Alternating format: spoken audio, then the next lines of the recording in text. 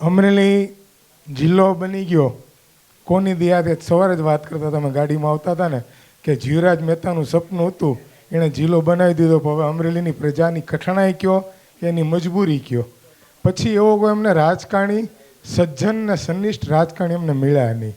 આ અમારા ગામની ને અમારી કઠણાઈ.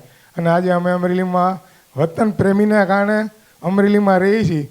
તમે તો બધા ઠેકડા મારી મારીને ભાગી ગયા, અમે એ પીડા આજે સહન કરીએ છીએ. બરાબર. ગઈકાલે હું મારા અંગત પ્રોગ્રામને કારણે સત્તાધાર મુકામે હતો. મારે સવારે 4 વાગે વહેલું અહીંયા આવવાનું હતું. સોશિયલ મીડિયા એટલા માટે અમરેલીની કઠણાઈ છે, અમરેલીની વાચા રજૂ કરવા માટે અમારી પાસે એવું કોઈ પ્લેટફોર્મ નથી, એવું કોઈ માધ્યમ નથી, એવો કોઈ ગેટવે નથી. આ જે છોકરાઓ છે ને, આજે વિશાલભાઈ મહેતા એ પોતે શિક્ષક છે, અમરેલી કમાણી ફરોડના વિદ્યાર્થી નથી. સાંભળજો તમે, અમરેલી કમાણી ફરોડના વિદ્યાર્થીથી નૂતન સ્કૂલના વિદ્યાર્થી રહી ચૂક્યા છે. મેં ગઈકાલે વાત કીધી, આજે ને ઘણા કામ હોવા છતાં મેં કીધું આ લાઈવ કરશું ને, કારણ કે અમે લાઈવનો અનુભવ, વાયરલનો અનુભવ અમે બ્રોડગેજમાં કરી ચૂક્યા. એનું અમને પરિણામ મળ્યું. અમરેલી અમારી પાસે છે ને કોઈ પીઠબળ નથી. બીજું અમરેલીને પ્રેમ છે, પણ કેવો પ્રેમ? પહેલો પ્રેમ, જેને તમે મેળવી ન હોગો, ખાલી આખી જિંદગી વાગોળ્યા કરો.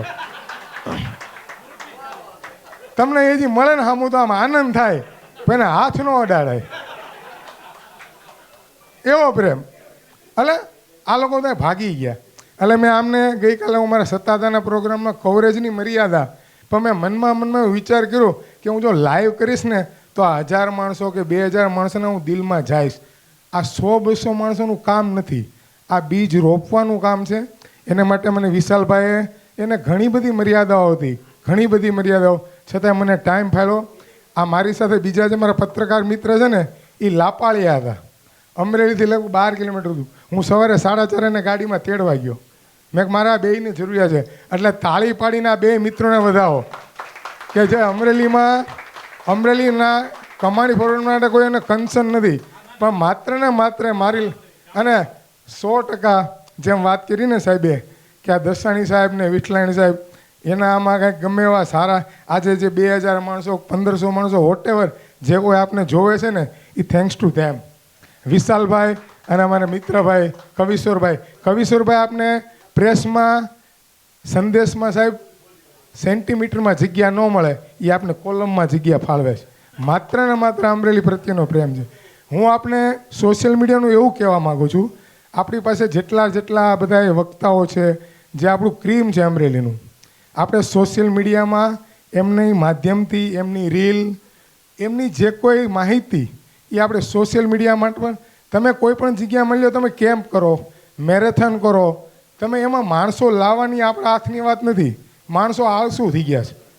અત્યારે ઢોકળા મગાવો હોય ને તો ઓનલાઈન મગાવે, નીચે લેવા નહીં જાય. કારણ કે એને છે ને અત્યારે એને સગવડતા એવી જોઈ છે, એ બેડમાં બેઠો બધું કામ કરશે. તો આપણે એવી એક ચેનલ શરૂ કરીએ, જે ચેનલ આપણી પાસે છે, જે વિશાલભાઈની, એમાં દરેક લોકોની રિક્વાયરમેન્ટ, એના જે કોઈ અમરેલીના પ્રશ્નો, અમરેલી ફોરવર્ડ સ્કૂલને આપણે કેમ ચાલુ કરવી, એ સતત ને સતત એમાં આપણે મૂકશું ને તો લોકો છે ને એના સમયે જોતા રહેશે. એના સમયે જોતા હશે. માની લો વિષ્ણુકુમાર વ્યાસ સાહેબે મૂક્યું તો એના પ્રત્યુત્તર રૂપે સાહેબ મૂકશે, એના પ્રત્યુત્તર રૂપે મનોજભાઈ ભટ્ટ સાહેબ મૂકશે.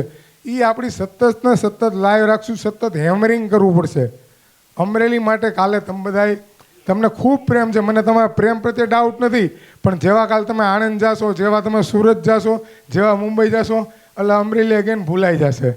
મારે અમરેલીના ડેવલપમેન્ટ માટે તમે લોકો જે પ્રેમ બતાવ્યો છે, એ મારે અવિરત જોઈએ છે. એ અવિરત મને માત્ર ને માત્ર સોશિયલ મીડિયાના વાયરલ કરવાથી, વિશાલભાઈના સહકારથી આપણે કરી શકશું. જો એમાં તમે સૌ મને સહકાર આપો તો મારે ફોરવર્ડ સ્કૂલને ફરીથી એવી જીવિત જોવી છે. એના માટે આપણે બધું કરશું. રસ્તા તમારી પાસે છે, આયોજન તમારી પાસે છે.